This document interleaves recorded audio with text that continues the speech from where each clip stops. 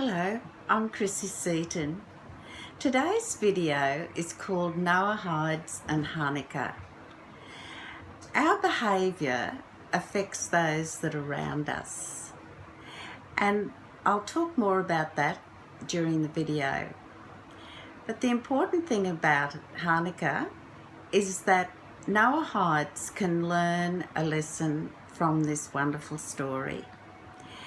And I urge you all to go to my website where you will find some links for further explanations about how Noahides can commemorate or observe Hanukkah. So the history of Hanukkah is in two parts. The first part being the physical history, which was about the conflict between the Greeks and the Jews. And the Greeks had imposed some unrealistic rules upon the Jews, which they obviously were not happy about.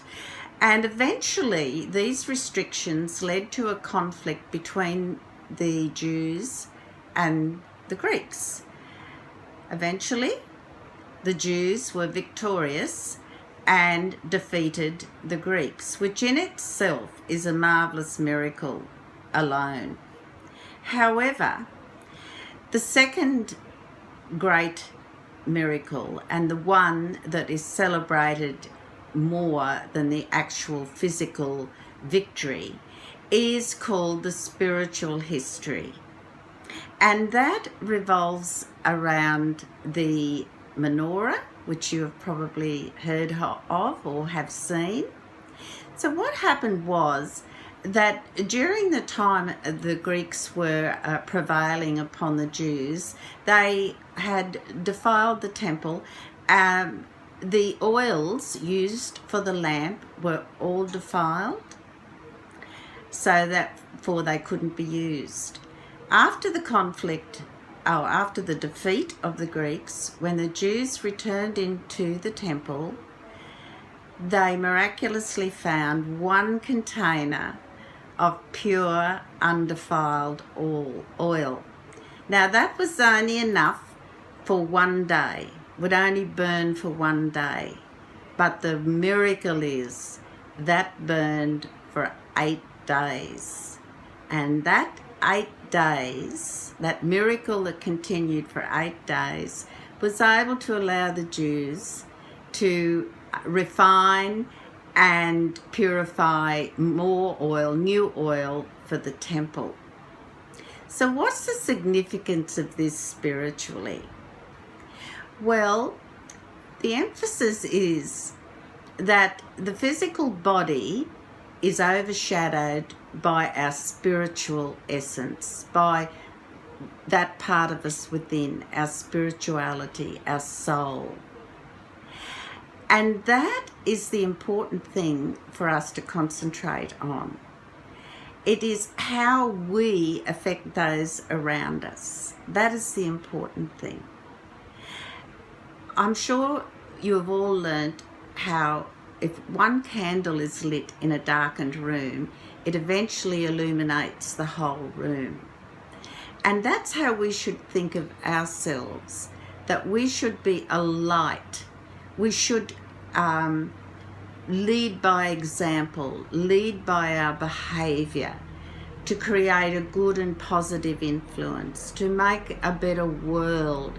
And while we can't change everything overnight, we can certainly influence in a positive way what we actually do within our own family and our community where we live. And so that is what we must draw from and concentrate on during the period of Hanukkah. It's not about the spiritual outward look, it's about what comes from within. And the physical body, of course, it houses our soul to a degree. So that's the physical thing. But the spirituality is us, our essence from within.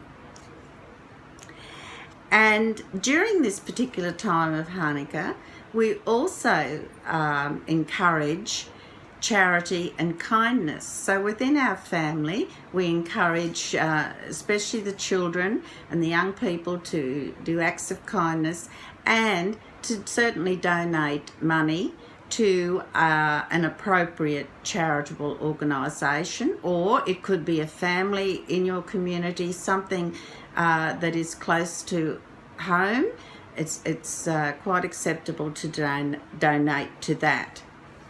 Now, when you do that one act of goodness or that one act of charity, it does have a pulsating effect on those around us. So good comes from good. That flow-on effect develops. And just as in a negative way, our bad behaviour example can have a negative effect, a negative influence on those around us. So it's most important throughout the year that we strive to be like a light, in as much that we illuminate and with kindness our behaviour, our example, our principles and integrity, so that influences those around us as well. But especially think about it and concentrate on it at the time of Hanukkah. And maybe reflect on what our last year was like. How did we do things in an appropriate manner? Or how didn't we do them in an appropriate manner? So the acts of kindness and charity, while they are not a commandment amongst our 7 Noahide commandments, they are certainly an obligation, just as it's an obligation to honour our parents. So we must be mindful of these things as Noahides. So what else can we do? And we also should remember that we must not create a new religion or new celebrations for Noahides, because that is forbidden. But you can light a candle. You can perhaps have a meal with your friends during Hanukkah.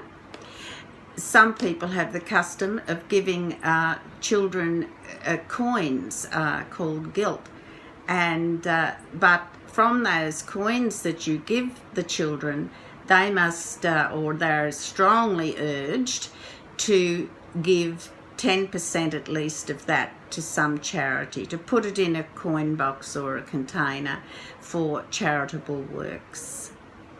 Another thing that you can do is you can actually get menorahs like this, the eight lamps. We have one, 100% plastic, and it's battery operated, and I'll see if I can get one going here just to show you. And you can forward the light, progressively light each day during the period of Hanukkah.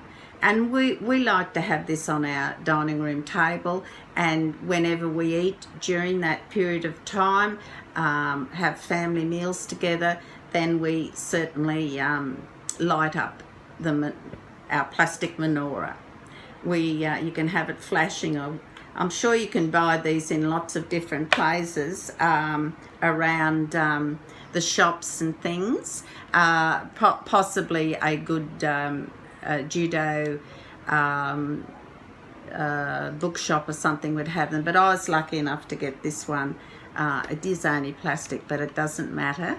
It's the thought that counts, and it is a way for us to remember the messages that I'm talking about in this video. It just reminds us of how important we are in our community and how important it is for us to set a good example.